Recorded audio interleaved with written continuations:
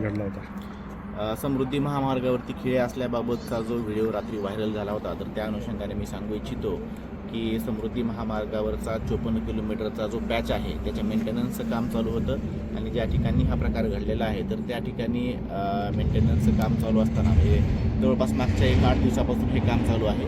Lane number 1 वरती काम चालू आहे. लेन नंबर 2 आणि 3 ह्या सुरू होत्या. लेन नंबर 1चं काम चालू असताना त्याला प्रॉपर व्यवस्थित बॅरिकेटिंगसुद्धा केलेलं होतं आणि हे काम करत असताना जे इंजेक्टेबल नोझल्स असतात तर ते त्याच्यामध्ये बसून त्याच्यामध्ये केमिकल सोडलं जातं जेणेकरून ब्रिजची स्ट्रेंथनिंग होते.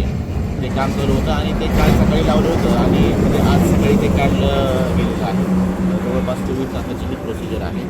अशा प्रकारचे कुठलेही खेळ लावण्यात आलेले आहेत किंवा काही हे सगळी अशा प्रकार कुठलाही घडलेला नाही. आणि ज्यावेळेस रात्री बॅरिकेड्स त्या ठिकाणी लावले होते कुठल्या तरी एका अज्ञात व्हेकलनं ते बॅरिकेड्स तोडले गेलेले आहेत. त्यामुळे जे 2-3 व्हेकल्स आले ते पंक्चर झालेले आहेत.